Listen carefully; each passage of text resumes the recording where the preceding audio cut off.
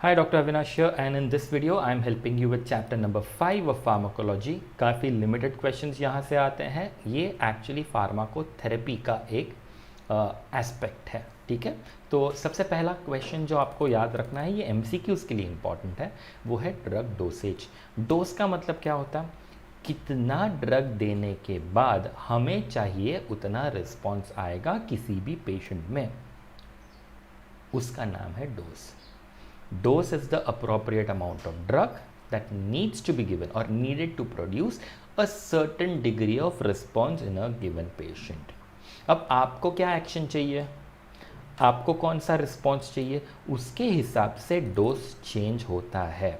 जैसे एस्पिरिन अगर हेडेक के लिए लेना है तो 0.3 to 0.6 ग्राम बस हो जाता है.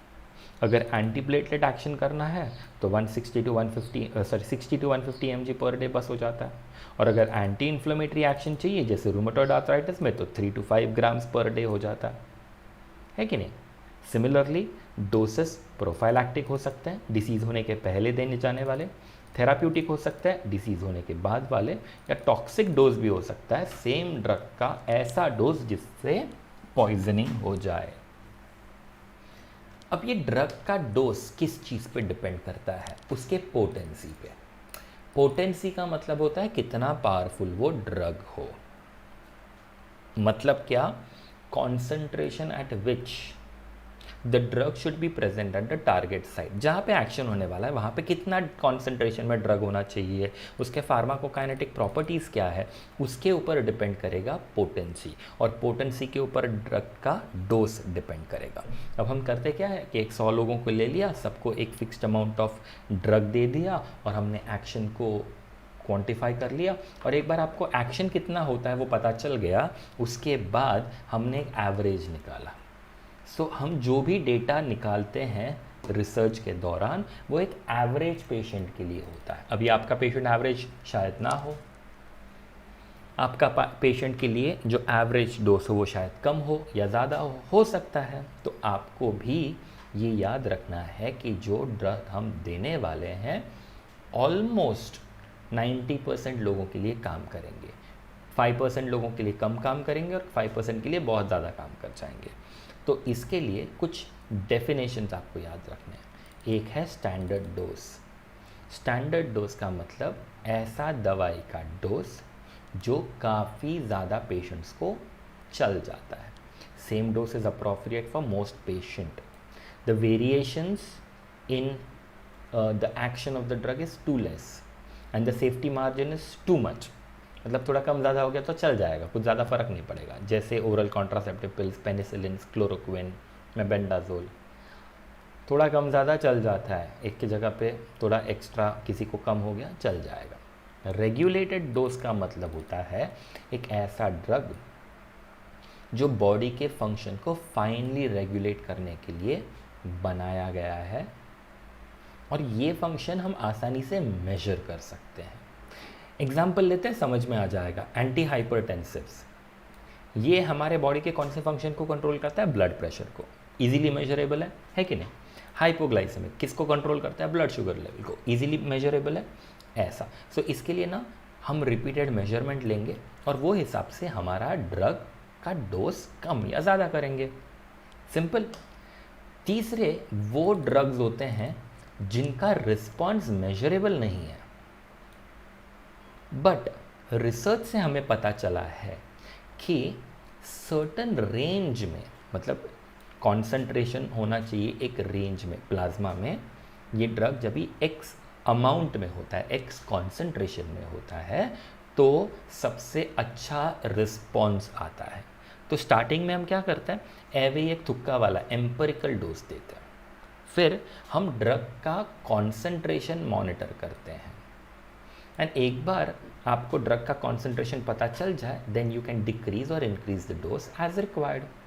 ये मूड्स वाले जो ड्रग्स होते हैं ना, एंटी डिप्रेसेंट या एंटी एपिलेप्टिक, डिगॉक्सिन जैसे ड्रग्स, थियोफाइलिन जैसे ड्रग्स, उसके लिए ये काफ़ी अच्छा मेथड है target level dose. So standard dose सबके लिए सेम होता है. रेगुलेटेड ड्रग ऐसा ड्रग होता है जो देने के बाद बॉडी में आने वाला रिस्पॉन्स ईजिली मेजरेबल है. टारगेट लेवल डोज वो डोज है जो रिस्पॉन्स मेजरेबल नहीं है जिसका, पर ऐसा देखा गया है कि प्लाज्मा में फिक्स्ड अमाउंट होने के बाद, फिक्स्ड कॉन्सेंट्रेशन होने के बाद ये ड्रग बहुत अच्छा काम करता है। एंड लास्ट है titrated dose. Titrated dose needs to be produced, the dose needed to produce maximal therapeutic effect cannot be given क्योंकि intolerable adverse effect होता है। तो हमें करना क्या होता है, लोएस्ट पॉसिबल डोज से चालू करो और धीरे धीरे बढ़ते जाओ। एग्जाम्पल ले लेते, ज़्यादा समझ में आएगा। Anti cancer drugs, technically anti cancer drugs directly दे दोगे कैंसर मर जाएगा, पर अगर ऐसे ही दे दोगे तो बॉडी के सेल्स भी मर जाएंगे, पेशेंट भी मर जाएगा, है कि नहीं। कॉर्टिकोस्टीरॉइड्स दे दोगे तो इम्यून रिएक्शंस बंद हो जाएंगे, तो ये ट्रांसप्लांट वगैरह के पेशेंट्स को बचाने में काफ़ी आसानी होगी। पर प्रॉब्लम ये है कि अगर ज़रूरत से ज़्यादा दे दिया तो बंदे का इम्यून सप्रेशन हो जाएगा, उसको इन्फेक्शन होगा और मर जाएगा। तो हम क्या करेंगे, लो इनिशियल डोज से चालू करेंगे और धीरे धीरे धीरे धीरे इसका डोसेज बढ़ाएंगे जब तक ये सफिशेंटली हाई लेवल में हो जाए ब्लड के अंदर या साइड इफेक्ट्स आने लगे, समझा ना। तो एक मैक्सिमल से कम इफेक्ट चल जाएगा, बट साइड इफेक्ट टॉलरेबल होने चाहिए। तब जो डोज हम देते हैं नीचे से लोएस्ट लेवल से चालू करके ऊपर तक जाना is called as titrated dose. इस चैप्टर में दूसरा जो इंपॉर्टेंट क्वेश्चन उन लोग पूछ सकते हैं वो है एफडीसीज या फिक्स्ड डोज कॉम्बिनेशन। काफ़ी सारे कंपनीज आजकल 2-3 अलग अलग मेडिकेशंस को साथ में कंबाइन करते हैं। इसके कुछ एडवांटेजेस हैं और कुछ डिसएडवांटेजेस हैं। पहले हम देखेंगे एडवांटेजेस। इमेजिन आपको बोला जाए कि हर दिन आपको 3-3, 4-4 टैबलेट लेने हैं दिन में 2-2 बार। आप सोचोगे अरे यार दिन में 8 टैबलेट खा रहा हूँ, कैसे चलेगा। बट अगर यही 4 टैबलेट्स में कंबाइन करके एक टैबलेट बना दूँ और आपको दूँ तो आपका कंप्लायंस बेटर होगा। सो पेशेंट का कंप्लायंस और कन्वीनियंस दोनों अच्छे हो जाते हैं। प्लस 4-4 दवाई पैकेज करने का खर्चा बच जाता है, तो ऑटोमेटिकली एक डोज में जितना खर्चा होना था वो भी कम हो जाता है, तो कॉस्ट सेविंग भी हो जाता है। दूसरा, कुछ ड्रग्स ना कॉम्बिनेशन में बहुत ज़्यादा सिनर्जिस्टिक होते हैं, जैसे लीवोडोपा कार्बिडोपा, है कि नहीं, अच्छा है। ओरल कॉन्ट्रासेप्टिव्स, ईस्ट्रोजन प्रोजेस्टेरोन अच्छा कॉम्बिनेशन है। आइसोनियाजाइड रिफैम्पिसिन अच्छा कॉम्बिनेशन है फॉर टीबी। तो ये सिनर्जिस्टिक होता है, तो दोनों दवाइयाँ साथ में जाएगी, अच्छा काम करेंगे। थेराप्यूटिक इफेक्ट शायद एडअप हो जाए, है कि नहीं।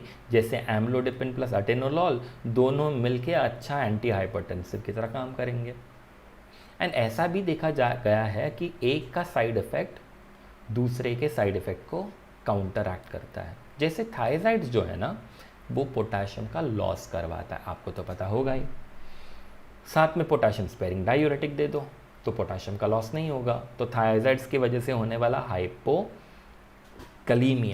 नहीं होने वाला है कि नहीं। एंड लास्टली कंफर्म हो जाता है कि चारों दवाइयाँ साथ में गई है, एक भी मिस आउट नहीं हुई है। अब ये ना कभी काम करता है मालूम है, जहाँ पे डेंजरस डिसीज जैसे टीबी, मलेरिया, HIV, एड्स, ऐसे डिसीजेस में जब भी हमको मल्टीपल ड्रग्स देने होते हैं तो एक साथ सारे ड्रग्स गए, इसका गारंटी हो जाता है। उससे बेटर तो कुछ भी नहीं है। अब सबसे पहले आपको सोचना है अननेसेसरी तो नहीं है ना कॉम्बिनेशन। अगर ऐसा हो कि लाइक आपके पेशेंट को एक दवाई की ज़रूरत है और आपके पास कॉम्बिनेशन में 3 है, तो 3 वाले मत दो। क्लियर।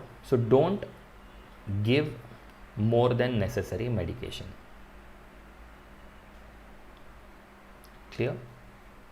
कुछ डिसएडवांटेजेस है। लॉजिकली पेशेंट को सारे दवाइयों का शायद ज़रूरत ना हो, तो अननेसेसरीली साइड इफ़ेक्ट, खर्चा दोनों बढ़ जाता है कि नहीं। दूसरा है सारा का सारा डोज एडजस्ट करना, इंडिविजुअलाइज करना पॉसिबल ही नहीं होता। काफ़ी सारे ड्रग्स ऐसे हैं जिनको मैनेज करना है आपको, लाइक लीवोडोपा एक्स अमाउंट में चाहिए, कार्बिडोपा एक्स अमाउंट में चाहिए। तो ये सारी चीज़ें बैलेंस कैसे करोगे। फिक्स्ड टैबलेट आ गई, अब काम चलाना पड़ेगा आपको। लास्टली नहीं, थर्ड पॉइंट, सारे ड्रग्स जो आपके मेडिसिन में है, फिक्स्ड ड्रग कॉम्बिनेशन में है, फिक्स्ड डोज कॉम्बिनेशन में, वो सारे ड्रग्स एक साथ काम करेंगे, इसकी भी क्या गारंटी है? ऐसा भी तो हो सकता है कि एक जल्दी काम करके निकल जाए, दूसरा बाद में काम करे। किसी को अगर किडनी का प्रॉब्लम है, लिवर का प्रॉब्लम है, तो चांसेस आर ये कॉम्बिनेशन वाले ड्रग्स में बराबर से फार्माकोकाइनेटिक्स नहीं होगा, फार्माकोडायनामिक्स ठीक से ना हो पाए उसकी वजह से। और अगर टैबलेट लेने की वजह से साइड इफेक्ट आया, समझो फोटोटॉक्सिसिटी हुआ, किसके वजह से हुआ है? 4 दवाइयाँ हमारे ड्रग के अंदर, तो एडवर्स इफेक्ट किस दवाई की वजह से हुआ वो पता करना बहुत मुश्किल हो जाता है। इसका कोरोलरी ये है, इसका दूसरा पॉइंट ये है कि अगर 4 दवाइयाँ साथ में हैं और अगर उसमें से एक ड्रग कॉन्ट्राइंडिकेटेड है तो पूरा का पूरा टैबलेट ही कॉन्ट्राइंडिकेटेड हो जाएगा, क्योंकि ऐसे तो कर नहीं सकते कि टैबलेट के 4 हिस्से कर दो, 3 हिस्से खा लो, वो तो चलेगा नहीं, है कि नहीं। प्लस काफ़ी बार ऐसे होता है कि लोगों को लगता है combination is better than single, and इस कॉम्बिनेशन की वजह से ज़बरदस्ती हम दवाई देने की कोशिश करते हैं। इसमें कन्फ्यूजन हो जाता है कि आपको करना क्या है। एक तो झूठा सेंस ऑफ सिक्योरिटी हो जाता है, सुपीरियरिटी हो जाता है कि 2 दवाई एक से बेटर है, स्पेशली एंटी माइक्रोबियल्स में ऐसा नहीं होता है। अब कोई भी ड्रग के साथ स्टीरॉयड डाल दोगे, हाँ लॉजिकली बहुत मस्त लगेगा, पर प्रैक्टिकल नहीं है ना वो। इसीलिए इंडिया में फिक्स्ड ड्रग कॉम्बिनेशंस बैंड है। Only a few fixed drug dose combinations are allowed, okay. And हर साल अपना जो फूड एंड ड्रग कॉरपोरेशन है FDC, वो नए नए कॉम्बिनेशंस मार्केट में आते रहते हैं, नए नए कॉम्बिनेशंस को टेस्टिंग किया जाता है, और जो कॉम्बिनेशंस लॉजिकल नहीं होते, ज़रूरी नहीं होते, उनको पूरी तरह से बैन किया जाता है। अब इस चैप्टर में आपको ये 2 टॉपिक्स ठीक से पढ़ने हैं। ये factors modifying drug action MCQ में आने वाले टॉपिक्स है, प्लस प्रैक्टिकल्स में आने वाले टॉपिक्स है। I really don't think you should waste your time reading all this things. Go through your question bank, find out what is important out of all this and be very focused on that only. अगर मैं आपकी जगह पे रहूँगा तो सिर्फ placebo extra करके जाऊँगा, जस्ट देख लेना है ऊपर ऊपर से, बाकी सब पढ़ने में टाइम बर्बाद होने वाला है। I would not really recommend you unnecessarily studying all this thing, but tolerance एक बार देख लेना, टॉलरेंस और टैकीफाइलैक्सिस। एंड अगर डाउट है तो मुझे व्हाट्सएप करो ताकि मैं आपको इसके लिए हेल्प कर सकूं, ठीक है। This is doctor Avinash signing off, but please let me know if you have any doubts. I will be more than happy to help you, okay. Take care, bye.